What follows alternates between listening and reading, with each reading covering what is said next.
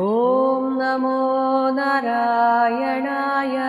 ഓം നമോ നാരായണായ. ഓം നമോ നാരായണായ. ഓം നമോ നാരായണായ. ഓം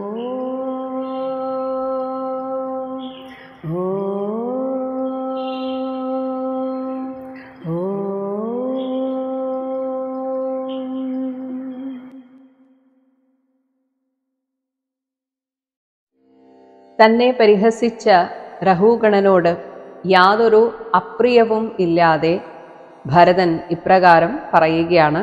ബ്രാഹ്മണ ഉവാച. ബ്രാഹ്മണൻ പറഞ്ഞു, 9-ാമത്തെ ശ്ലോകം.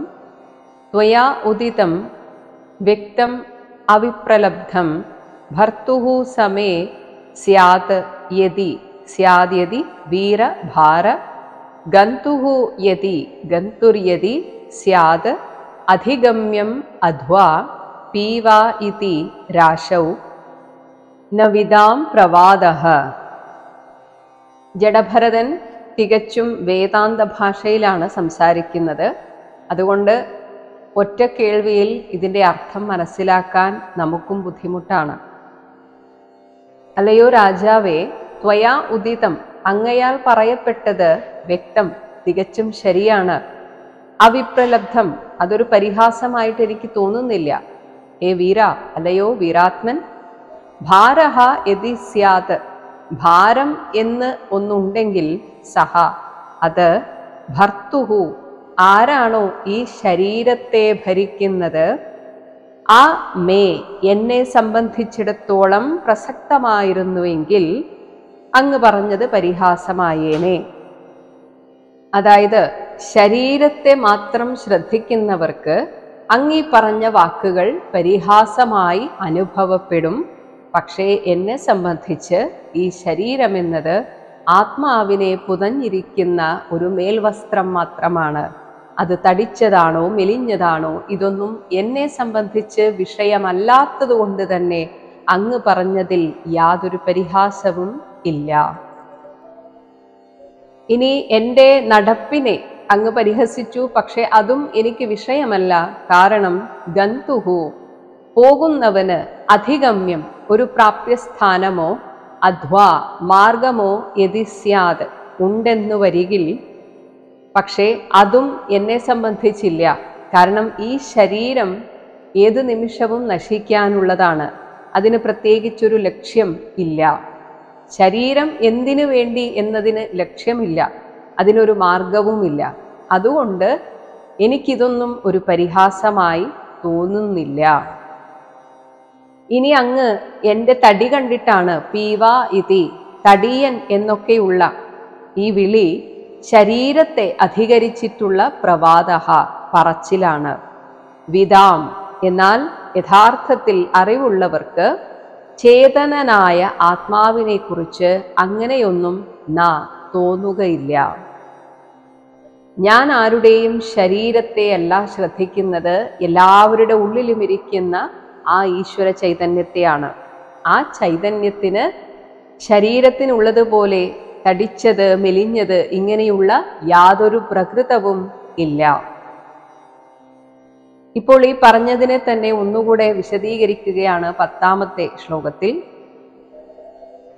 സ്ഥൗല്യം കാർഷ്യം വ്യാധയഃ ആധയഃ ച ക്ഷുത് തൃട്ട് ഭയം കലിഹി ഇച്ഛ ജരാ ച നിദ്ര രതിഃ മന്യുഃ അഹം മദഃ ശുചഃ ദേഹേന ജാതസ്യ ഹി മേ ന സന്തി. അങ്ങ് തടിയൻ എന്നൊക്കെ വിളിച്ചു, അല്ലെങ്കിൽ മെലിഞ്ഞവനാണല്ലോ എന്ന് പറഞ്ഞ് എൻ്റെ തടിയെ ആക്ഷേപിച്ചു. ഇനി കേട്ടുകൊള്ളുക. സ്ഥൗല്യം, തടി, കാർഷ്യം, ചടപ്പ്, വ്യാധയഃ, എന്തെങ്കിലും അസുഖം, ആധയഃ, ആധി, ക്ഷുത്, വിശപ്പ്, തൃട്ട്, ദാഹം, ഭയം, കലി, കലഹം അല്ലെങ്കിൽ ദേഷ്യം, ഇച്ഛ, പലവിധത്തിലുള്ള ആഗ്രഹം, ജര, വാർദ്ധക്യ ലക്ഷണം. കാരണം അങ്ങ് വല്ലാതെ വൃദ്ധനായിരിക്കുന്നുവല്ലോ, അയ്യോ കഷ്ടപ്പാടാണല്ലോ, ഇങ്ങനെ നടക്കാൻ ബുദ്ധിമുട്ടായിരിക്കുമല്ലോ എന്നൊക്കെയാണ് പരിഹസിച്ചത്. അതാണ് പറയുന്നത്, ഈ വാർദ്ധക്യ ലക്ഷണം ഇവയൊക്കെ ഒപ്പം നിദ്ര, രതിഹി, ഉറക്കം, സുഖാസക്തി, മന്യുഹു, കോപം, അഹം മതഃ, ഞാൻ എന്നുള്ള ആ ഒരു തിമിർപ്പ്, ശുചഃ, ശോകമോഹങ്ങൾ, ഇവയും ഒക്കെ തന്നെ ദേഹേന, ദേഹാഭിമാനത്തോടെ ജാതസ്യ, ജനിച്ചവന് മാത്രം ഹി ആണല്ലോ. എന്നാൽ അങ്ങനെ ഒരു ചിന്തയേ ഇല്ലാത്ത മേ, എനിക്ക് ഇതൊന്നും നസന്തി ഇല്ല. അതായത് എൻ്റെ ശരീരത്തിന് തടിയുണ്ടെന്നോ ഞാൻ ജര ബാധിച്ചവനോ അല്ലെങ്കിൽ ചെറുപ്പക്കാരനോ അങ്ങനെയുള്ള ചിന്തകളൊന്നും തന്നെയില്ല. ക്ഷീണം, വിശപ്പ്, ദാഹം ഇതൊന്നും എന്നെ സംബന്ധിക്കുന്നതല്ല.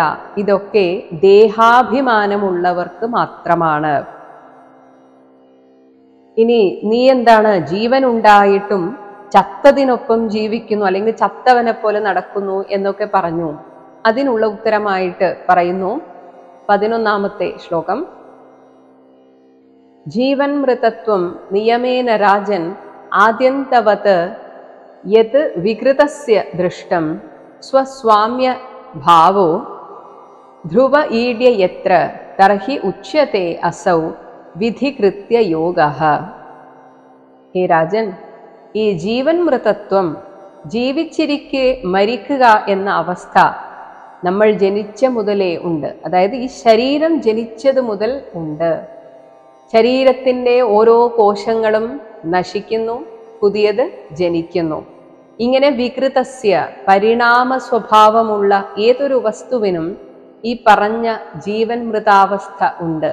അതുകൊണ്ടാണ് ചെറുപ്പത്തിൽ 6ാം മാസത്തിൽ ഉള്ള നമ്മുടെ ഫോട്ടോയും 10 വയസ്സിലെടുത്ത ഫോട്ടോയും തമ്മിൽ അജഗജാന്തര വ്യത്യാസമുള്ളത്.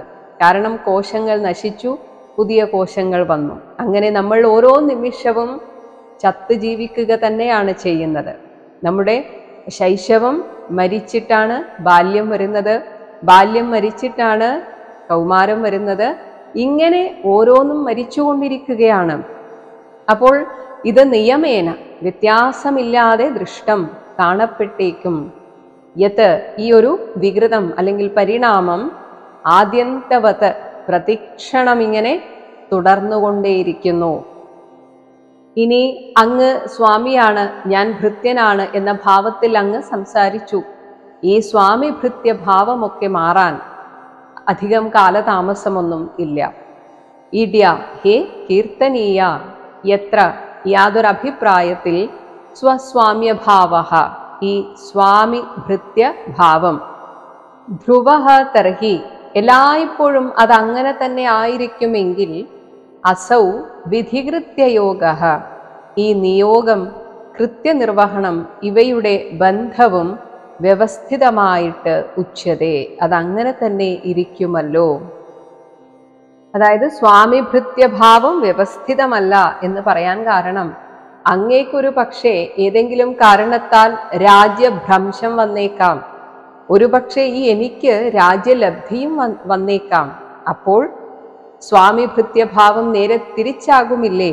അപ്പോൾ ഇതിനൊക്കെ എന്താണ് ഒരു കൃത്യതയുള്ളത്, വ്യവസ്ഥിതിയുള്ളത്? ഇതൊക്കെ എപ്പോൾ വേണമെങ്കിലും മാറി മറിയാം എന്ന് പറയുകയാണ്. സ്വാമി ഭൃത്യഭാവം എപ്പോൾ വേണമെങ്കിലും മാറി മറിയാം, ശരിയാണ്. പക്ഷെ ഇപ്പോഴെന്തായാലും ഞാനല്ലേ രാജാവ്. അങ്ങനെ ഒരു ചിന്ത അങ്ങേക്കുണ്ടെങ്കിൽ പറയുകയാണ് 12ാമത്തെ ശ്ലോകം. വിശേഷബുദ്ധേഃ വിവരം മനാക്ഷ പശ്യാമി യത് ന വ്യവഹാരതഃ അന്യത് കഃ ഈശ്വരഃ തത്ര കിം ഈഷിതവ്യം തഥാപി രാജൻ കരവാമ കിം തേ. വിശേഷബുദ്ധേഃ, ഈ സ്വാമി എന്നും ഭൃത്യനെന്നും ഒക്കെയുള്ള ഭേദഭാവനയ്ക്ക് വിവരം, അതിന് ഒരു കാരണമായിട്ട് ഈ വ്യവഹാരതഃ, ലോകവ്യവഹാരത്തിൽ ഒരു പക്ഷെ അങ്ങനെയൊക്കെ ഉണ്ടാകാം. ഒരു യജമാനൻ, ആ യജമാനനെ അനുസരിച്ചുകൊണ്ടൊരു ഭൃത്യൻ, അതിലപ്പുറത്തേക്ക് അന്യത്ത് യത്, യാതൊന്നും ഈ കാര്യത്തിൽ മനാച്ച, അല്പമായിട്ട് പോലും ന പശ്യാമി, ഞാൻ കാണുന്നില്ല. ഇതിനൊക്കെ ഇത്ര വലിയ പ്രാധാന്യം കൊടുക്കേണ്ടതുണ്ട് എന്ന് എനിക്ക് തോന്നുന്നില്ല. മാത്രമല്ല തത്ര, ഇതിൽ ഈശ്വരഃ കഹ, ശരിക്കും ശാസിക്കുന്നവൻ ആരാണ്? ഈശിതവ്യം, ഈ ശാസിക്കപ്പെടുന്ന വസ്തു കിം, എന്താണ്? എല്ലാം ഒരേ ചൈതന്യമല്ലേ? അപ്പോൾ പിന്നെ ഒരാൾ ശാസിക്കുന്നു മറ്റേയാൾ അനുസരിക്കുന്നു എന്നൊക്കെ പറയുന്ന ആ ഭേദഭാവന എങ്ങനെ സംഭവിക്കും? ഇനിയിപ്പോൾ അങ്ങ് ഈ ലോകവ്യവഹാരത്തിലാണ്, ആ രീതിയിലാണെങ്കിൽ പറയൂ രാജൻ, തേ അങ്ങേക്കു വേണ്ടി കിം കരവാമ, ഞാൻ എന്താണ് ചെയ്യേണ്ടത്? ഇനി രാജാവ് പറഞ്ഞിരുന്നു, നിന്നെ ഞാൻ ശിക്ഷിക്കുന്നതാണ്, നിന്റെ ഈ അനുസരണക്കേടിന് ഞാൻ തക്ക ശിക്ഷ നൽകുന്നു എന്ന് പറഞ്ഞതിനുള്ള മറുപടിയാണ് 13ാമത്തെ ശ്ലോകം. ഉന്മത്ത മത്ത ജഡവത് സ്വസംസ്ഥാം ഗതസ്യ മേ വീര ചികിത്സിതേന അർത്ഥ കിയാൻ ഭവതാ ശിക്ഷിതേന സ്തബ്ധ പ്രമത്തസ്യ ച പിഷ്ടപേഷഃ. അങ്ങേക്ക് മുന്നിൽ ഇപ്പോൾ ഉന്മത്ത മത്ത ജഡവത്, ഒരു ഉന്മാദം പിടിച്ചവനെ പോലെയോ മദ്യലഹരിയുള്ളവനെ പോലെയോ ബുദ്ധിശൂന്യനെ പോലെയോ ഭാവിച്ച് സ്വസംസ്ഥാം, എൻ്റെ സ്വസ്വരൂപമായ ബ്രഹ്മഭാവത്തെ ഗതസ്യമേ, യഥാർത്ഥത്തിൽ ആ ബ്രഹ്മഭാവത്തിൽ ഇരിക്കുന്ന എനിക്ക് ഭവത, അങ്ങയാൽ ചെയ്യപ്പെടുന്ന ചികിത്സിതേന, എന്നെ ദണ്ഡിക്കും എന്നെ ശിക്ഷിക്കുമെന്ന് പറഞ്ഞല്ലോ, ആ രീതിയിലുള്ള ഒരു ചികിത്സ കൊണ്ടും ശിക്ഷിതേന, ഉപദേശത്താലോ അർത്ഥഃ കിയാൻ, എന്ത് പ്രയോജനമാണുള്ളത്? ഇതിലപ്പുറം ഇനി എങ്ങനെയാണ് ഞാൻ നന്നാവേണ്ടത്? അങ്ങേക്ക് ഒരു തരത്തിലും എന്നെ ശിക്ഷിക്കാൻ സാധിക്കില്ല, ആ ശിക്ഷ ഒരു തരത്തിലും എന്നെ ബാധിക്കുകയും ഇല്ല. ഇനി ഒരു പക്ഷേ എന്നെ അഹങ്കാരിയായിട്ട് അങ്ങ് കാണുന്നുവെങ്കിൽ, ഹേ വീര രാജാവേ, സ്തബ്ധപ്രമത്തസ്യ ച, എന്നെ അഹങ്കാരിയായി മതിമറന്നവനാണെന്ന് അങ്ങ് കണ്ടാലും എനിക്ക് വേണ്ടി അങ്ങ് ചെയ്യുന്ന ഏത് ശിക്ഷയും പിഷ്ടപേഷഃ, പൊടിച്ചതിനെ വീണ്ടും പൊടിക്കുന്നത് പോലെ വെറുതെയാണ്, അതൊരു പാഴ്വേലയാണ്. എന്നെ ഉപദേശിച്ച് നന്നാക്കാൻ അങ്ങേക്ക് സാധിക്കില്ല, കാരണം എൻ്റെ ആത്മാവിനെ അറിഞ്ഞവനാണ് ഞാൻ. അങ്ങനെ ഒരാൾക്ക് ഈ ലോകത്തുള്ള ശിക്ഷയും അഥവാ തല്ലും തലോടലും എല്ലാം ഒരുപോലെയാണ്. ഇങ്ങനെയുള്ള വേദാന്ത പ്രഭാഷണത്തിന് ശേഷം വീണ്ടും ആ പല്ലക്ക് വഹിച്ചു എന്ന് പറയുകയാണ് ശ്രീ ശുകബ്രഹ്മർഷി. 14ാമത്തെ ശ്ലോകം. ഏതാവത് അനുവാദ പരിഭാഷയാ പ്രത്യുദീര്യ മുനിവര ഉപശമശീല ഉപരത അനാത്മനിമിത്ത ഉപഭോഗേന കർമ്മ ആരബ്ധം വ്യപനയൻ രാജയാനം തഥാ ഉവാഹ തഥോവാഹ.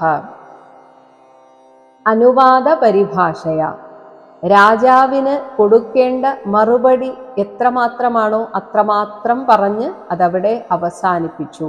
അങ്ങനെ രാജാവിൻ്റെ വാക്കിനെ അനുവദിച്ചുകൊണ്ടുള്ള ഭാഷണത്താൽ ഏതാവത് പ്രത്യുദീര്യ, ഇപ്രകാരം മാത്രം മറുപടി പറഞ്ഞ് ഉപശമശീല, പ്രശാന്ത സ്വഭാവനും ഉപരത അനാത്മനിമിത്ത, ആത്മവസ്തുക്കളല്ലാത്ത, അതാണ് അനാത്മവസ്തുക്കൾ, അവ നിമിത്തമാണ് നമുക്ക് ഈ അവിദ്യ ഉണ്ടാകുന്നത്. എന്നാൽ അതിൽ നിന്നൊക്കെ ഉപരതം, തൻ്റെ മനസ്സിനെ ഉപരമിച്ചിട്ടുള്ള, അങ്ങനെ ആത്മാവല്ലാത്ത ദേഹാദികളിൽ ആത്മത്വ അഭിമാനം ഏതൊരു അവിദ്യ കൊണ്ടാണോ ഉണ്ടാകുന്നത് അതിനെയെല്ലാം ശമിപ്പിച്ചവനുമായ മുനിവരഹ, ആ ജഡഭരതൻ വീണ്ടും ആ പല്ലക്ക് ചുമക്കാൻ കാരണം ഇത് തൻ്റെ പ്രാരബ്ധ കർമ്മമാണ് എന്നതുകൊണ്ടാണ്. അങ്ങനെ ആരബ്ധം കർമ്മ, പ്രാരബ്ധഫലമായ കർമ്മത്തെ അതനുഭവിച്ച് തീർക്കണം. അതിനായിട്ട് ഉപഭോഗേന, അത് അനുഭവിച്ചുകൊണ്ട് അതിനെ വ്യപനയൻ, ഇല്ലാതാക്കുവാൻ വേണ്ടി ആ രാജയാനം, രാജാവിൻ്റെ പല്ലക്കിനെ തന്നെ അപി തഥാ ഉവാഹ, വീണ്ടും മുൻപെങ്ങനെ വഹിച്ചോ അതേപോലെ വഹിച്ചു. അല്ലാതെ ഞാനൊരു ബ്രഹ്മജ്ഞനാണ് എന്ന് പറഞ്ഞുകൊണ്ട് അവിടെ നിർത്തുകയല്ല. തനിക്ക് ഈ പല്ലക്ക് വഹനം പോലും പ്രാരബ്ധകർമ്മ ഫലമായിട്ട് വന്നു ചേർന്നതാണ് എന്ന് മനസ്സിലാക്കിയിട്ട് അത് അനുഭവിച്ച് തീർക്കണം. ഗ്യാസ് കുറ്റിയിലെ ഗ്യാസ് അത് തീ ഓൺ ചെയ്ത് ഏതെങ്കിലും രീതിയിലുള്ള കറികൾ പാകം ചെയ്ത് ആ ഗ്യാസിനെ ഇല്ലാതാക്കണം, അതിൽ നിന്ന് ഗ്യാസിനെ ഒഴിപ്പിക്കണം. അതുപോലെയാണ് നമ്മുടെ പ്രാരബ്ധ കർമ്മങ്ങളെല്ലാം അനുഭവിച്ചൊടുക്കണം. അപ്പോഴാണ് അത് ശരിയായ രീതിയിലുള്ള ഒരു ഒടുക്കം ആകുന്നുള്ളൂ. അത് മനസ്സിലാക്കിക്കൊണ്ട് വീണ്ടും ആ പല്ലക്ക് വഹിക്കുകയാണ്. ഒരുപാട് സത്സംഗങ്ങൾ കേട്ട് തത്വാർത്ഥം ഗ്രഹിക്കാൻ ശ്രമിച്ചുകൊണ്ടിരുന്ന രഘുഗണൻ ഇപ്പോൾ ഈ യാത്ര പോലും കപിലാശ്രമത്തിലേക്കാണ്. തൃതീയ സ്കന്ധത്തിൽ നമ്മൾ കണ്ട അതേ കപില മഹർഷിയുടെ അടുത്തേക്കാണ് രഘുഗണൻ ഇപ്പോൾ പോകുന്നത് തന്നെ. അതുകൊണ്ട് ഈ ബ്രാഹ്മണന്റെ വാക്കുകൾ, ജഡഭരതന്റെ വാക്കുകൾ കേട്ടപ്പോൾ തന്നെ അദ്ദേഹത്തിന് ഈ ജഡഭരതന്റെ ആഴത്തിലുള്ള ജ്ഞാനം മനസ്സിലാവുകയും പെട്ടെന്ന് തന്നെ ആ പല്ലക്കിൽ നിന്ന് താഴേക്ക് വന്ന് അദ്ദേഹത്തോട് മാപ്പ് പറയുകയും ചെയ്യുന്നു. 15-ാമത്തെ ശ്ലോകം. സഹ ച അപി പാണ്ഡവേയ സിന്ധു സൗവീരപതിഃ തത്വജിജ്ഞാസായാം സമ്യക് ശ്രദ്ധയാ അധികൃത അധികാരഃ തത് ഹൃദയഗ്രന്ഥിമോചനം ദ്വിജവച ആശ്രിത്യ ബഹുയോഗഗ്രന്ഥസമ്മതം ത്വരയാ അവരുഹ്യ ശിരസാ പാദമൂലം ഉപസൃതഃ ക്ഷമാപയൻ വിഗത നൃപദേവ സ്മയഃ ഉവാച. ഹേ പാണ്ഡവേയ, പാണ്ഡവ വംശജനായ അല്ലയോ പരീക്ഷിത്തെ, സമ്യക് ശ്രദ്ധയാ, ശരിയായുള്ള ശ്രദ്ധയാൽ, തത്വജിജ്ഞാസായാം, തത്വാർത്ഥ അവബോധ വിഷയത്തിൽ, അധികൃത അധികാരഃ, അധികാരം നേടുക എന്ന് വെച്ചാൽ അർഹത നേടുക. ഈശ്വരനെ കുറിച്ചുള്ള ആ തത്വജ്ഞാന വിഷയം ഗ്രഹിക്കാനുള്ള അധികാരം നേടണം. അപ്പോൾ മാത്രമാണ് നമുക്ക് നല്ലൊരു ഗുരുവിനെ പോലും കിട്ടുകയുള്ളൂ. അപ്പോൾ ഇവിടെ രഘുഗണൻ ജഡഭരതനെ കണ്ടുമുട്ടി എന്നത് തന്നെ രഘുഗണന് ആ തത്വജ്ഞാനത്തിനുള്ള സമയമായി എന്നാണ് അവിടെ കാണിച്ചത്.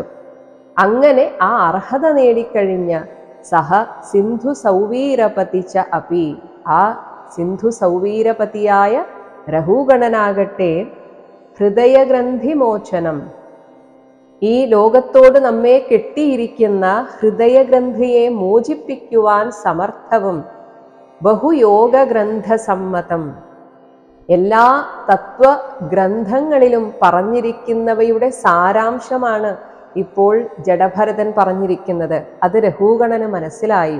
അങ്ങനെ അനേകം യോഗശാസ്ത്ര സംഹിതകൾക്ക് സ്വീകാര്യമായതുമായ ദ്വിജവചഃ, ആ ബ്രാഹ്മണന്റെ വചനം ആശ്രിത്യ, കേട്ടിട്ട് അപ്പോൾ തന്നെ ഇതൊരു മഹാനാണ് എന്ന് മനസ്സിലായപ്പോൾ തന്നെ രഘുഗണന് തൻ്റെ രാജാവാണെന്ന അഹങ്കാരം ഇല്ലാതാവുകയാണ്. അതാണ് വിഗതം, ഇല്ലാതായി. നൃപദേവ സ്മയഃ, സ്മയം എന്നാൽ അഹങ്കാരം, ഞാൻ വലിയ രാജാവാണ് എന്ന ആ അഹങ്കാരം ഇല്ലാതായി. വരയാ, പിന്നെ പെട്ടെന്ന് തന്നെ, കാരണം താൻ തെറ്റ് ചെയ്തു പോയി എന്ന് മനസ്സിലായി. അങ്ങനെ അവരുഹ്യ, ആ പല്ലക്കിൽ നിന്നിറങ്ങി, തത് പാദമൂലം, ജഡഭരതന്റെ പാദമൂലത്തെ ശിരസാ ഉപസൃതഃ, ശിരസ്സുകൊണ്ട് തൊട്ടുവണങ്ങി, ക്ഷമാപയൻ, ക്ഷമായാചനം ചെയ്തുകൊണ്ട് ഇപ്രകാരം ഉവാച പറഞ്ഞു. രഘുഗണന് തൻ്റെ മുന്നിൽ നിൽക്കുന്ന അല്ലെങ്കിൽ തൻ്റെ പല്ലക്ക് വഹിക്കുന്ന ഇദ്ദേഹം ഒരു സാധാരണക്കാരനല്ല എന്ന് അത്രയും കാലത്തെ സത്സംഗം കൊണ്ട് അദ്ദേഹത്തിന് ബോധ്യപ്പെട്ടു. പിന്നെ ഒട്ടും താമസിച്ചില്ല, ഉടനെ തന്നെ ആ പല്ലക്കിൽ നിന്ന് ചാടിയിറങ്ങി അദ്ദേഹത്തിൻ്റെ കാൽക്കൽ വീണ് ക്ഷമായാചനത്തോടെ ഇപ്രകാരം പറഞ്ഞു. രഘുഗണൻ ചില ചോദ്യങ്ങളാണ് ചോദിക്കുന്നത്. 16-ാമത്തെ ശ്ലോകം. കഹത്വം നിഗൂഢഃ ചരസി ദ്വിജാനാം ബിഭർഷി സൂത്രം കതമഃ അവധൂതഃ കസ്യ അസി പുത്രത്യഃ ഇഹ അപി കസ്മാത് ക്ഷേമായ നഃ ചേത് അസി നശ്ചേതസി ന ഉത ശുക്ലഃ നോത ശുക്ലഃ. കഹത്വം, ഭവാൻ ആരാണ്? അങ്ങ് സാധാരണക്കാരനല്ല. നിഗൂഢഃ, പ്രച്ഛന്നനായിട്ട് അങ്ങ് ഞങ്ങളുടെ ഇടയിൽ സാധാരണക്കാരൻ എന്നതുപോലെ ചരസി സഞ്ചരിക്കുന്നുവല്ലോ. ദ്വിജാനാം ബ്രാഹ്മണർക്കിടയിലെ കതമഹ അവധൂതഃ ഏത് അവധൂതനാണ് അങ്ങ്? അങ്ങ് സൂത്രം വിഭർഷി പൂണൂൽ ധരിച്ചിരിക്കുന്നു. കസ്യ അസി ആരുടെ മകനാണ്? കുത്രത്യഃ അങ്ങ് എവിടെ നിന്നാണ് വരുന്നത്? തസ്മാത്ത് എന്ത് കാരണത്താലാണ് ഈ പല്ലക്ക് വഹിക്കുക തുടങ്ങിയ ജോലികൾ ചെയ്യാൻ അങ്ങ് ഇഹ അപി ഇവിടെ വന്നിരിക്കുന്നത്? നഹ ഞങ്ങളുടെ ക്ഷേമായ നന്മയ്ക്കു വേണ്ടി ആണ് ചേത്ത് എങ്കിൽ അങ്ങിവിടെ വന്നതെങ്കിൽ ഒരു പക്ഷേ ഞാൻ കാണാൻ പോകുന്ന കപില ഭഗവാൻ തന്നെയാണോ അങ്ങ് പ്രച്ഛന്നനായി വന്നതാണോ? അതാണ് ഉത ശുക്ലഹ. ഇവിടെ ശുക്ലഹ എന്നതുകൊണ്ട് കപിലവർണ്ണത്തിലുള്ള മഹർഷി എന്നർത്ഥം. ശുക്ലഹ ന അസി കപില ഭഗവാൻ തന്നെയാണെന്ന് വരുമോ? എന്നെ അങ്ങ് പരീക്ഷിക്കാൻ വന്നതാണോ? അങ്ങയെ കാണാനാണ് ഞാൻ വരുന്നത്. ഇത് കപില ഭഗവാനാണെന്ന് ഉദ്ദേശിച്ച് ചോദിക്കുകയാണ്. അങ്ങയെ കാണാനാണ് ഞാൻ വരുന്നത്. അങ്ങനെയുള്ള എന്നെ അങ്ങ് പരീക്ഷിച്ചതാണോ? എനിക്ക് ആ തത്വാർത്ഥ ഗ്രഹണത്തിനുള്ള അധികാരമുണ്ടോ അർഹതയുണ്ടോ എന്ന് പരീക്ഷിക്കാൻ വന്നതാണോ? ശരിക്കും അങ്ങ് ആരാണ്? ദയവ് ചെയ്ത് എന്നോട് അങ്ങ് വെളിപ്പെടുത്തണം. ഇതുവരെ സാധാരണ ഒരാളാണെന്ന് ധരിച്ചുകൊണ്ടാണ് ഞാൻ പെരുമാറിയത്. അതേസമയം ഈ ലോകത്ത് ഏറ്റവും കൂടുതൽ നമ്മൾ ഭയക്കേണ്ടത് യഥാർത്ഥ ബ്രഹ്മജ്ഞന്റെ അങ്ങനെയുള്ള ഒരാളാണ് ബ്രാഹ്മണൻ. അങ്ങനെയുള്ള ഒരാളുടെ അവരെ അവഗണിക്കുന്നതിലൂടെ നമുക്ക് പ്രകൃതി തരുന്നൊരു ശിക്ഷയാണ്. അല്ലാതെ ഒരിക്കലും ഇത്തരത്തിലുള്ള ആത്മജ്ഞാനികൾ ആരെയും ശപിക്കുകയില്ല. പക്ഷേ അങ്ങനെയുള്ളവരെ നമ്മൾ അവഗണിച്ചാൽ ഈ പ്രകൃതിയിൽ നിന്ന് കിട്ടുന്ന തിരിച്ചടിയുണ്ട്. അതിനെ ഞാൻ ഭയക്കുന്നു എന്ന് രഘുഗണ രാജാവ് പറയുകയാണ്. 17ാമത്തെ ശ്ലോകം. ന അഹം വിശങ്കേ സുരരാജ വജ്രാത് ന ത്രക്ഷശൂലാത് ന യമസ്യ ദണ്ഡാത് ന അഗ്നി അർക്ക സോമ അനില വിത്തവ അസ്ത്രാത് ശങ്കേ ഭൃശം ബ്രഹ്മകുല അവമാനാത്. അഹം ഈ ഞാൻ സുരരാജ വജ്രാത്ത് സുര രാജാവായിട്ടുള്ള ദേവന്മാരുടെ രാജാവായ ദേവേന്ദ്രന്റെ വജ്രായുധം എന്നെ ബാധിക്കുമോ എന്ന ഭയം അതെനിക്കില്ല. അതാണ് ആ വജ്രായുധത്തിൽ നിന്ന് ന വിശങ്കി ഞാൻ ഭയം കൊള്ളുന്നതല്ല. ഇതുപോലെ ത്രക്ഷശൂലാത്ത് ഭഗവാൻ മഹാദേവന്റെ ശൂലത്തിൽ നിന്ന് പോലും എനിക്ക് ഭയമില്ല. യമസ്യ അന്തകന്റെ ദണ്ഡാത് ന ആ ദണ്ഡായുധത്തെയും ഞാൻ ഭയക്കുന്നില്ല. ഇനി അഗ്നി അർക്കൻ അഗ്നി സൂര്യൻ സോമൻ അനിലൻ വിത്തവൻ അതായത് കുബേരൻ ഇങ്ങനെ അഗ്നി ആദിത്യൻ ചന്ദ്രൻ വായു കുബേരൻ ഇവരുടെ ആയുധത്തിൽ നിന്ന് പോലും അസ്ത്രാത് ന അവരുടെ ആയുധത്തെ പോലും ഞാൻ ഭയക്കുന്നില്ല. പക്ഷേ അങ്ങയെ പോലുള്ള യഥാർത്ഥ ബ്രഹ്മകുല അവമാനാത്ത് ബ്രാഹ്മണ സമൂഹത്തെ അവമാനിക്കുന്നതിൽ നിന്ന് എനിക്ക് ശിക്ഷ കിട്ടുമോ എന്ന് ഞാൻ ഭൃശം ശങ്കേ അത്യധികമായി ശങ്ക കൊള്ളുന്നു. ഞാൻ അങ്ങയെ അപമാനിച്ചുവോ? ഞാൻ അതിൽ ഭയപ്പെടുന്നുണ്ട്. അതുകൊണ്ട് അങ്ങെനിക്ക് ഉത്തരം തരൂ, ശരിക്കും അങ്ങ് ആരാണ്? 18ാമത്തെ ശ്ലോകം. തദ്ബ്രൂഹി അസംഗഃ ജഡവൻ നിഗൂഢ വിജ്ഞാനവീര്യഃ വിചരസി അപാരഃ വചാംസി യോഗഗ്രഥിതാനി സാധോ ന നഹ ക്ഷമം തേ മനസാ അപി ഭേത്തും. അസംഗഃ അങ്ങ് പൂർണ്ണ നിസ്സംഗനാണ്. അപാരഃ അനന്തമഹിമാവായിട്ടുള്ള അവിടുന്ന് അങ്ങയുടെ ആ ആത്മജ്ഞാന വിഭൂതിയെ ആ മഹിമയെ അങ്ങ് നിഗൂഢമാക്കി വച്ചിരിക്കുന്നു. നിഗൂഢ വിജ്ഞാനവീര്യഃ മറച്ചുവെക്കപ്പെട്ട വിജ്ഞാന പ്രഭാവത്തോടു കൂടിയവനായി കാണുന്നവർക്കൊരു ജഡവത് ഘോഷനെ പോലെ അങ്ങ് വിചരസി അലഞ്ഞു നടക്കുകയാണ്. അതുകൊണ്ട് അങ്ങയെ മനസ്സിലാക്കാൻ ആർക്കും സാധിക്കില്ല. പക്ഷെ എന്നോട് പറയൂ, തത് ബ്രൂഹി പറയൂ, എന്നോട് വ്യക്തമായി പറയൂ ഹേ സാധു മഹാത്മാവേ. അങ്ങ് കുറച്ചു നേരം മാത്രമാണ് എന്നോട് സംസാരിച്ചത്. പക്ഷെ ആ വാക്കുകളിൽ നിന്ന് പോലും അങ്ങയുടെ മഹത്വം എനിക്ക് ഉൾക്കൊള്ളാൻ സാധിച്ചിട്ടുണ്ട്. യോഗ ഗ്രഥിതാനി, യോഗശാസ്ത്ര തത്വങ്ങൾക്ക് ഉതകം വിധത്തിലുള്ള തേവചാംസി, അങ്ങയുടെ വാക്കുകൾ മനസാ അപി, എൻ്റെ മനസ്സുകൊണ്ട് ഭേത്തും നിരാകരിക്കുവാൻ നഹ, ഞങ്ങൾക്ക് ന ക്ഷമം, ആകുന്ന കാര്യമല്ല. അങ്ങയുടെ ആ വാക്കുകളിലുണ്ട് അങ്ങയുടെ ബ്രഹ്മജ്ഞാനത്തിൻ്റെ തീക്ഷ്ണത. അതെനിക്ക് മനസ്സിലായി. അതുകൊണ്ട് ദയവ് ചെയ്ത് പറഞ്ഞു തരൂ, അങ്ങ് ആരാണ്?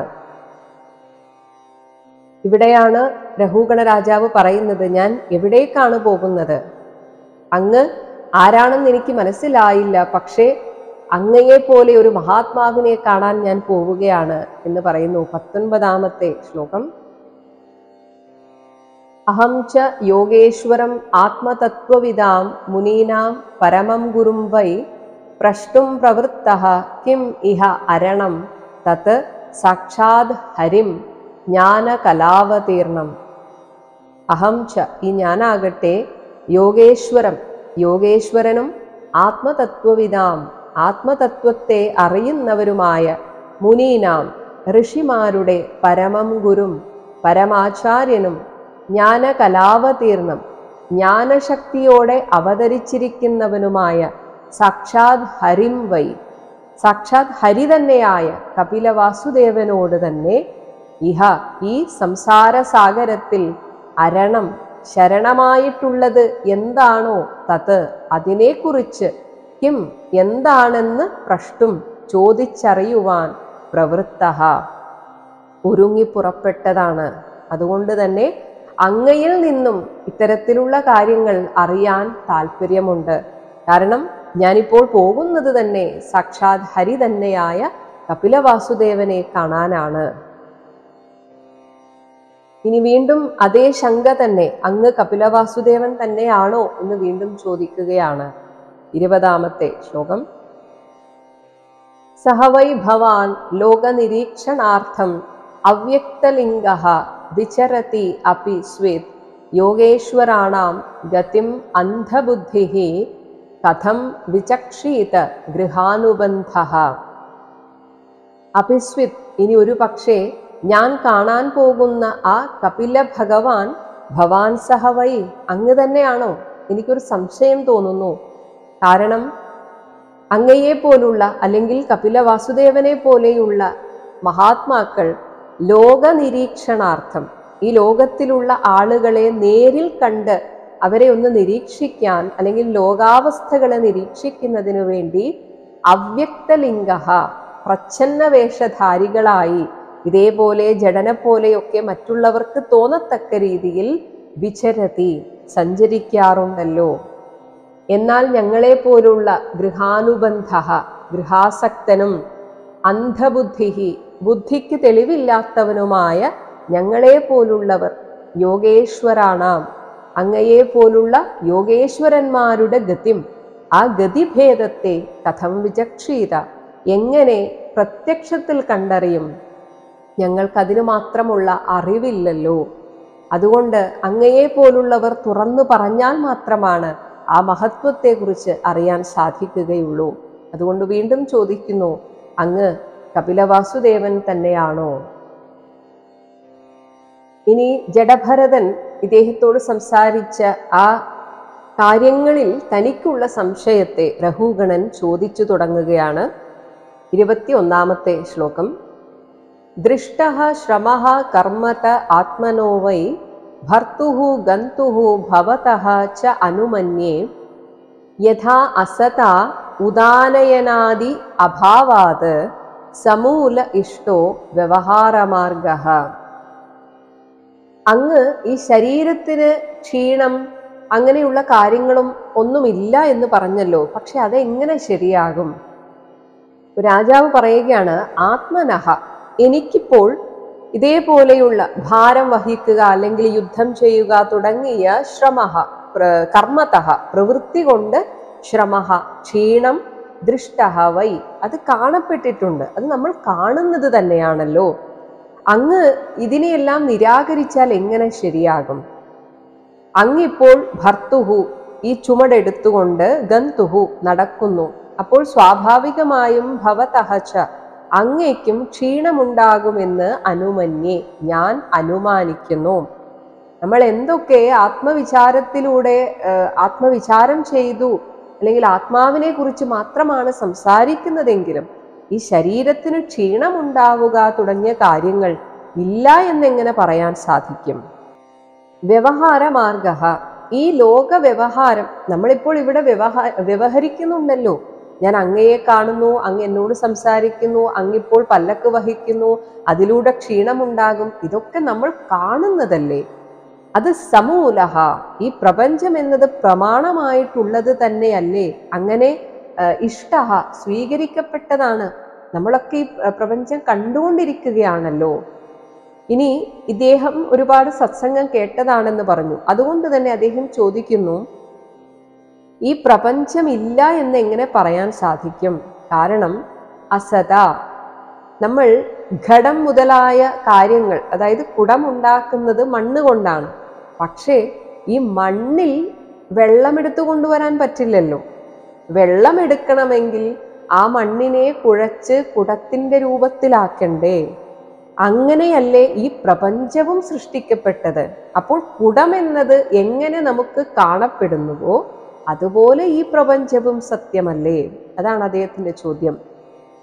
ഈ ഘടാദി പദാർത്ഥത്തിൽ ഉദാനയനാദി, വെള്ളം കൊണ്ടുവരിക മുതലായ കാര്യങ്ങൾ അഭാവാത്, ഇത് സാധിക്കില്ല എന്നതുപോലെ യഥാ, പക്ഷേ ആ മണ്ണുകൊണ്ടുണ്ടാക്കിയ ഘടം സത്യമാണ്, കുടം സത്യമാണ്. യഥാ, എപ്രകാരമാണോ ഇങ്ങനെ കുടം എന്ന രൂപം സത്യമായിരിക്കുന്നത് അതുപോലെ ഈ പ്രപഞ്ചവും സത്യമാണ് എന്നാണ് ഞാൻ മനസ്സിലാക്കിയത് എന്ന് രഘുഗണ രാജാവ് തൻ്റെ ഓരോ സംശയങ്ങൾ ചോദിക്കുകയാണ്.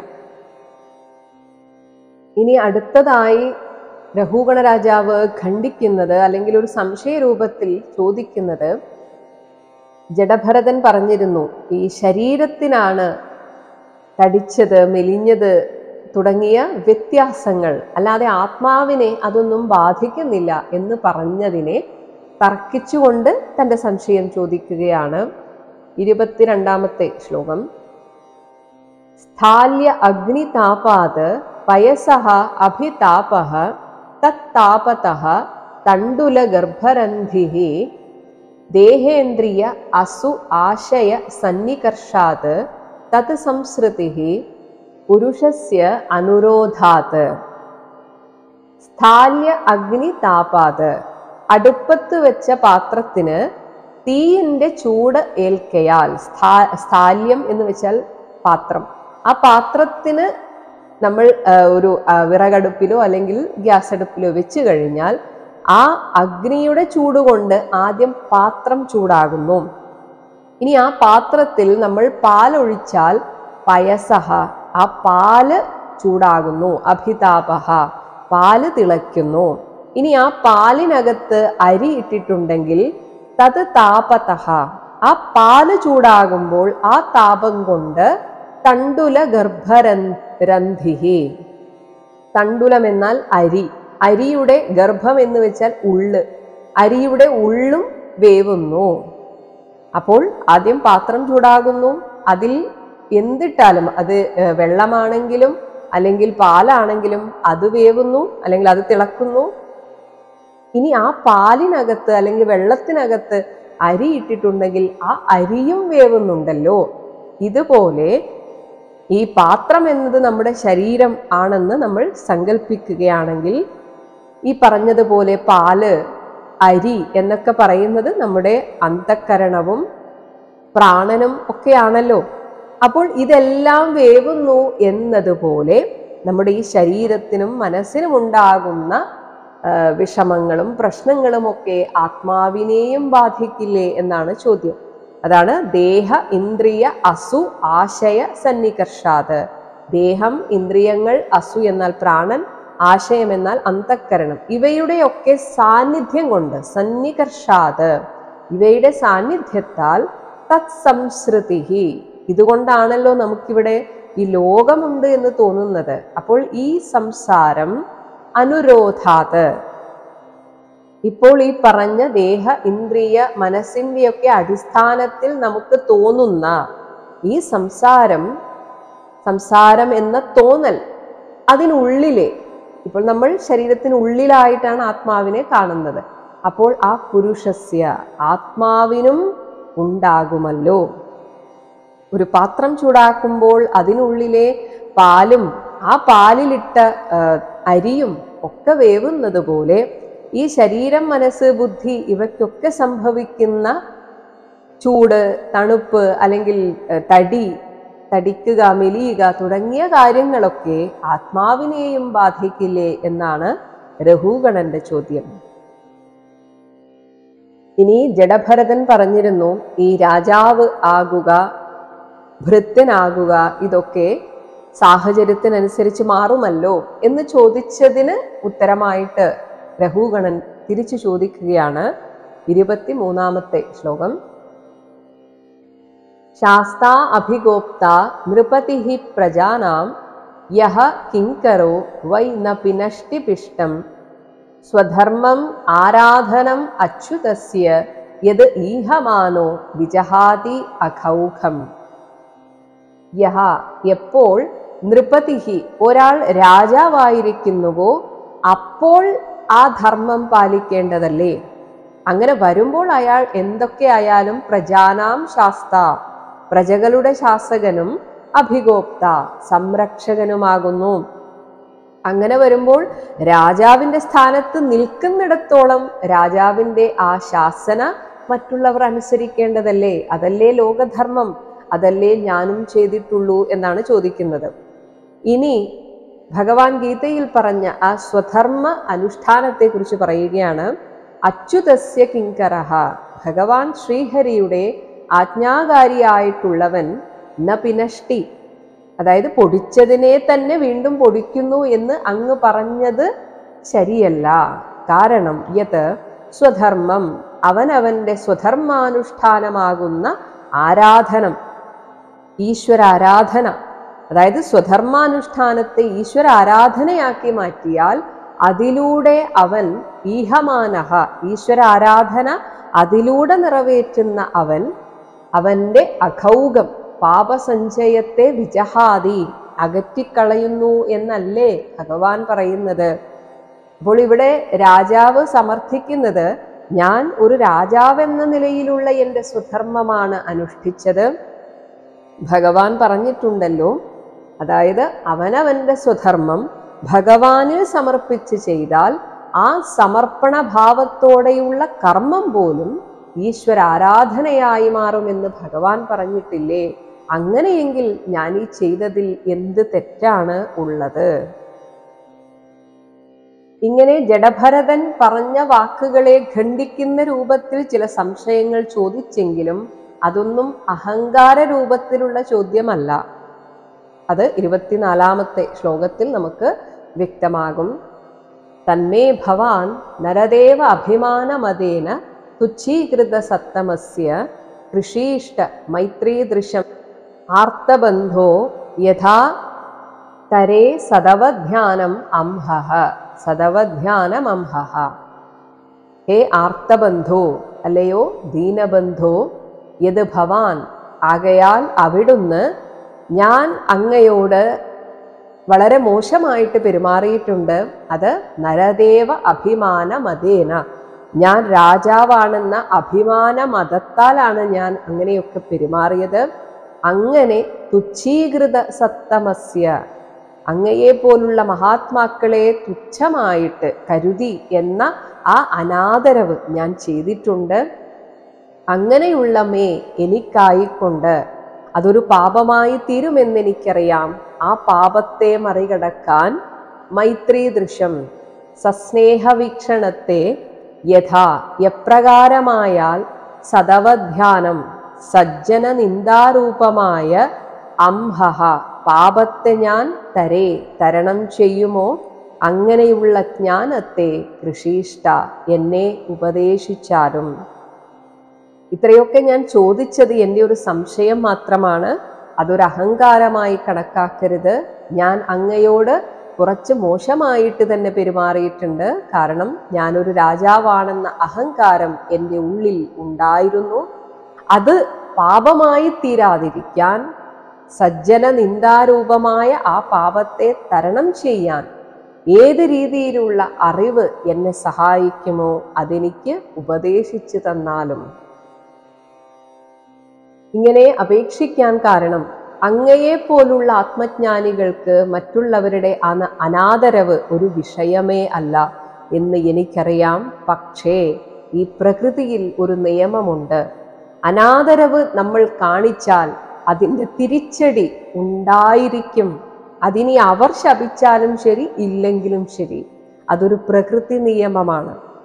നമ്മൾ കൊച്ചു കുഞ്ഞുങ്ങളോട് അനാദരവ് കാട്ടിയാൽ, അവരെ ദ്രോഹിച്ചാൽ അവർക്ക് നമ്മളോട് ഒരു ദേഷ്യവും ഉണ്ടാവില്ല. അവരോട് നമ്മൾ ദേഷ്യപ്പെട്ടാലും ആ ദേഷ്യപ്പെട്ടതാണെന്ന് മനസ്സിലാക്കാതെ തിരിച്ചു ചിരിക്കുകയാണ് കൊച്ചു കുഞ്ഞുങ്ങൾ ചെയ്യുക. പക്ഷേ അവരെ അനാദരിച്ചതിൻ്റെ ഫലം പ്രകൃതി നമുക്ക് തിരിച്ചു തരും. ഇതുപോലെയാണ് മഹാത്മാക്കളെ അനാദരിച്ചാൽ അവർ അതൊന്നും കാര്യമാക്കുകയില്ല. പക്ഷേ പ്രകൃതി അതിൻ്റെ ശിക്ഷ തരിക തന്നെ ചെയ്യും. അതുകൊണ്ട് ചോദിക്കുകയാണ് 25-ാമത്തെ ശ്ലോകം. ന വിക്രിയാ വിശ്വസുഹൃത് സഖസ്യ സാമ്യേന വീത അഭിമതേഹേ തവ അപി വീതാഭിമതേസ്തവാപി മഹത് വിമാനാത് സ്വകൃതാത് ഹി മാതൃക് നങ്ക്ഷതി അദൂരാത് അപി ശൂലപാണിഹി. വിശ്വസുഹൃത്ത്, ലോകത്തിൻ്റെ സുഹൃത്തും സഖസ്യ, സഖാവുമായിട്ട് സാമ്യേന, എല്ലാവരിലും തുല്യഭാവത്തോടെ നിൽക്കുന്ന അങ്ങയെ പോലുള്ളവർക്ക് വീത അഭിമതേഹേ, അഭിമാനബോധം നശിച്ചിരിക്കുന്നതിനാൽ ഞാൻ ഈ പറഞ്ഞതൊന്നും അങ്ങയെ ബാധിച്ചിട്ടില്ല എന്നെനിക്കറിയാം. തവ ന വിക്രിയ, അവിടത്തേക്ക് യാതൊരു വിധത്തിലുള്ള വിഷമവും എൻ്റെ വാക്കുകളെ കൊണ്ട് ഉണ്ടായിട്ടില്ല. അപി, എന്നാൽ പോലും ഞാൻ ചെയ്തത് തെറ്റ് തന്നെയാണ്, അതിനെനിക്ക് ശിക്ഷ കിട്ടും എന്ന കാര്യത്തിൽ യാതൊരു സംശയവും ഇല്ല.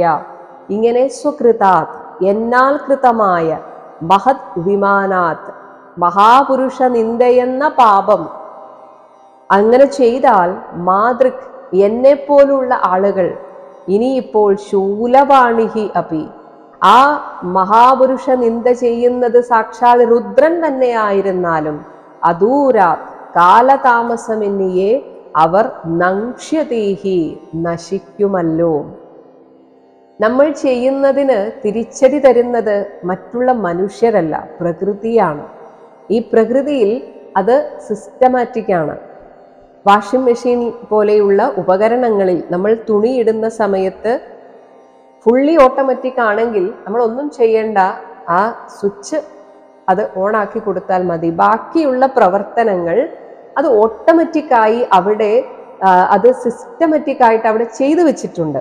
അത് എങ്ങനെയായാലും അത് അലക്കിക്കഴിഞ്ഞ് അത് ഉണങ്ങി എല്ലാം കഴിഞ്ഞാണ് നമ്മളത് പിന്നീട് തിരിച്ചെടുക്കുന്നത്. ഇതേപോലെ ഈ പ്രകൃതിക്കൊരു സിസ്റ്റമുണ്ട്, ഒരു രീതിയുണ്ട്. ആ രീതിയാണ് നമ്മെ തിരിച്ചടിക്കുന്നത്. പലപ്പോഴും നമ്മൾ ആരെയെങ്കിലും വേദനിപ്പിച്ചാൽ അവർ നമ്മെ ശപിക്കണം എന്നൊന്നുമില്ല ചിലപ്പോൾ. ഇനി അവർ മനസ്സിലൊന്ന് വിഷമിച്ചാൽ മതി, അത് തന്നെ പ്രകൃതിയിൽ നിന്ന് തിരിച്ചടിയായിട്ട് നമുക്ക് കിട്ടും. അത് ആ ജന്മത്തിൽ തന്നെ ആവണമെന്നില്ല, പിന്നീടുള്ള ജന്മത്തിലും അത് കിട്ടിയേക്കാം. എങ്ങനെയായാലും മഹത്തുക്കളെ നിന്ദിച്ചാൽ അതിന് കിട്ടുന്ന ശിക്ഷ വളരെ വലുതാണ്.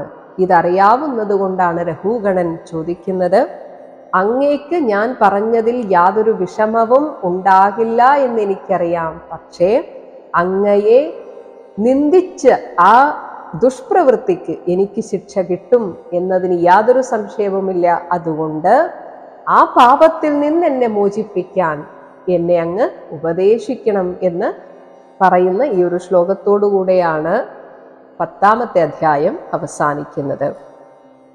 ഇതി ശ്രീമദ് ഭാഗവതേ മഹാപുരാണേ പഞ്ചമസ്കന്ധേ ജഡഭരത ചരിതേ 10-മോऽധ്യായഃ.